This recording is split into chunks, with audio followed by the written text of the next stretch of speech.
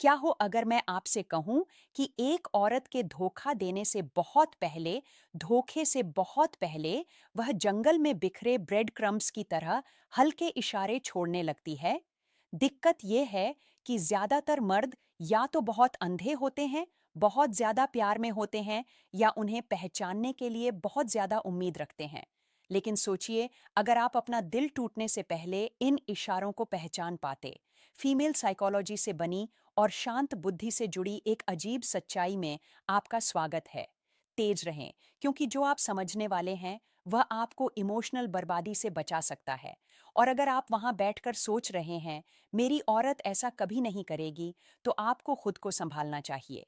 बिना एहसास किए भी वह पहले से ही इसी कहानी में कोई रोल निभा रही हो सकती है। पहला और सबसे आम इशारा है इमोशनल दूरी। शांत रहने में डिटैचमेंट को ताकत माना जाता है, लेकिन एक रिश्ते में अचानक इमोशनल रूप से पीछे हटना कोई अच्छाई नहीं है। ये एक चेतावनी है।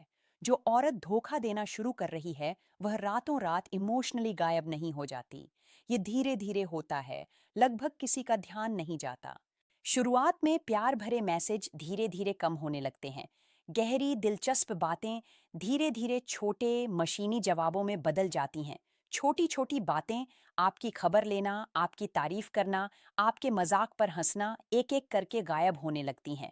फिर अचानक जब आप कमरे में आते हैं, तो उसकी आंखों में चमक नहीं रहती। आपकी नजरों से मिलने के बजाय वह नजरें चुराती है।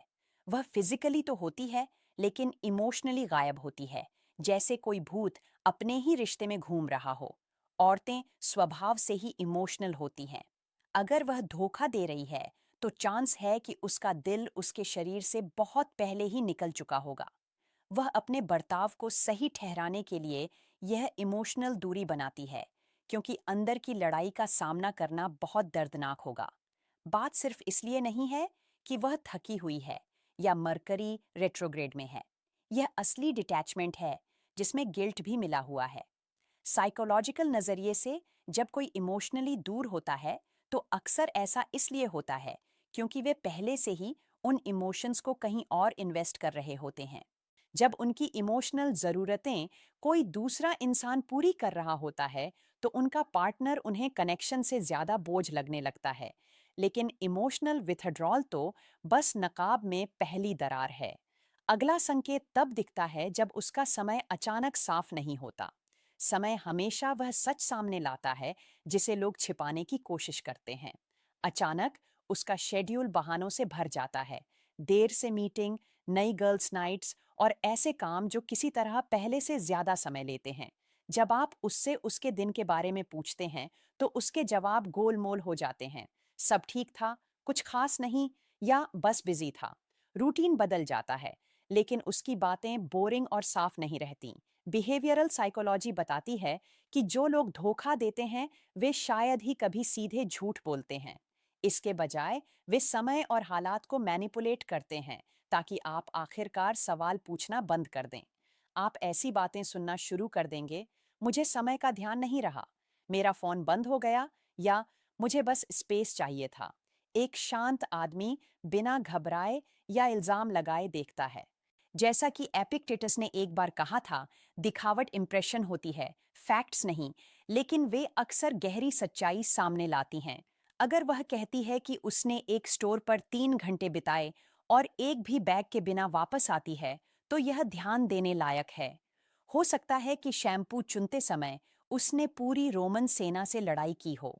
धोखेबाज अक्सर शक से बचने के लिए बस नॉर्मल डिटेल्स से भरी भरोसेमंद कहानियां बनाते हैं, लेकिन आखिरकार प्राइवेसी की उसकी जरूरत पूरी तरह से सीक्रेसी में बदल जाती है। एक समय था जब उसका फोन सिर्फ एक फोन था। अब वह लॉक है, साइलेंट है, और कभी उसके पास से नहीं हटता। वह उसे इधर उधर पड़ा रहने देती थी।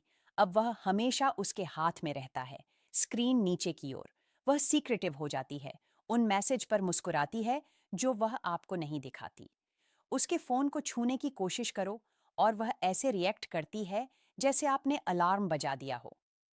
फीमेल साइकोलॉजी में सीक्रेसी अक्सर इमोशनल डिस्प्लेसमेंट का संकेत देती है, मतलब उसका ध्यान और फीलिंग्स कहीं और जा रही हैं।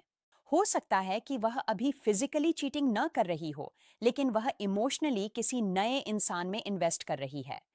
इमोशनल चीटिंग अक्सर फिजिकल धोखे की ओर ले जाती है, क्योंकि इससे गहरे लेवल पर इंटीमेसी बनती है। अगर आप उससे उसका फोन इस्तेमाल करने के लिए कहते हैं, तो वह अचानक डिफेंसिव हो जाती है। इसलिए नहीं कि आप गलत हैं, बल्कि इसलिए कि उसके पास छिपाने के लिए कुछ है। एक शांत आदमी घबराता नहीं है या छिपी हुई चीजों का पीछा नहीं करता है। जलन जजमेंट को धुंधला कर देती है, जबकि ऑब्जर्वेशन क्लैरिटी लाता है। लेकिन जब छिपाने का बोझ बहुत ज्यादा हो जाता है, तो वह असलियत को ही बिगाड़ना शुरू कर देती है। इससे अगला संकेत मिलता है गैसलाइटिंग और साइकोलॉजिकल रिवर्सल। गैसलाइटिंग वह काम है जिससे आप अपनी ही असलियत पर सवाल उठाते हैं।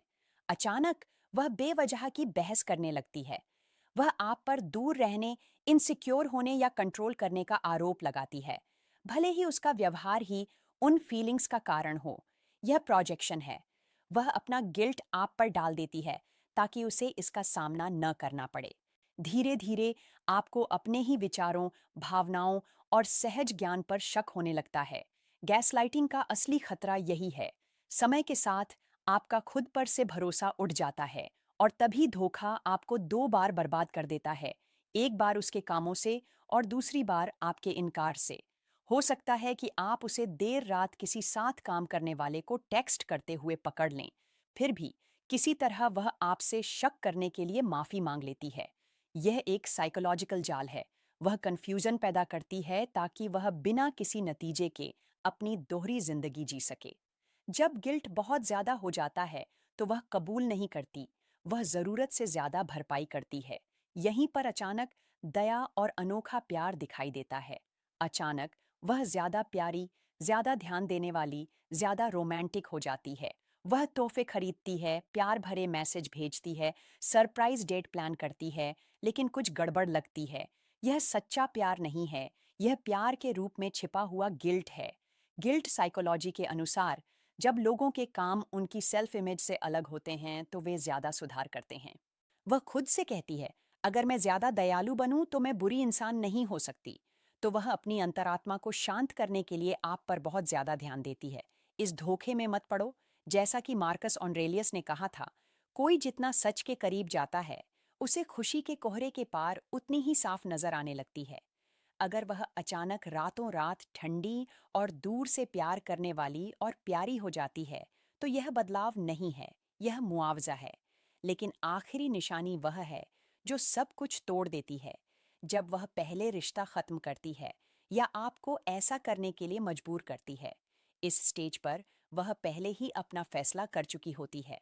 वह बेवजह के झगड़े शुरू कर सकती है, ड्रामा कर सकती है, या हर गलत चीज के लिए आपको दोषी ठहरा सकती है। आखिरकार वह कुछ ऐसा कहेगी, शायद हमें ब्रेक लेना चाहिए। यह कंफ्यूजन नहीं है, यह एक स्ट्रैटेजी है।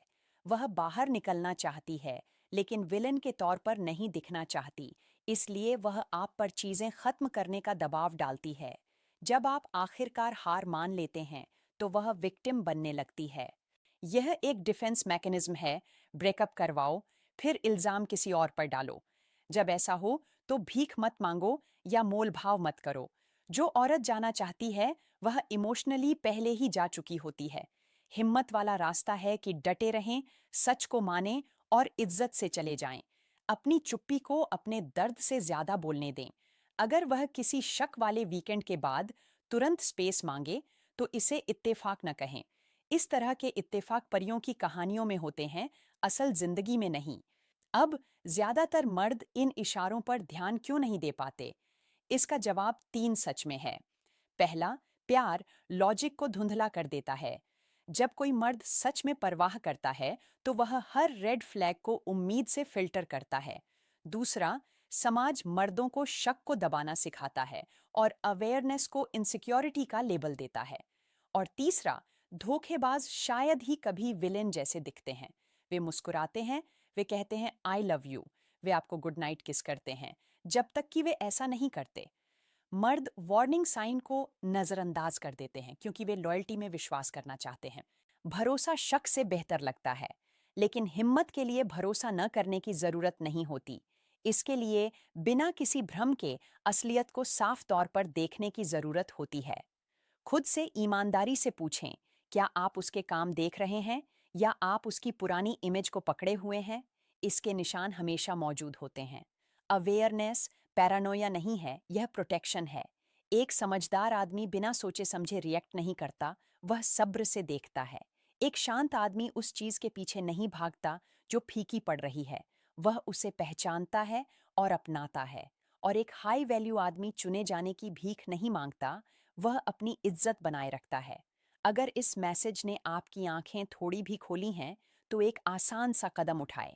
लाइक करें, सब्सक्राइब करें और इसे उस भाई के साथ शेयर करें जो शायद अभी भी सच को नहीं देख पा रहा हो।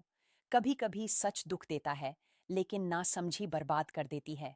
जमीन से जुड़े रहें, तेज रहें और सबसे बढ़कर शांत रहें।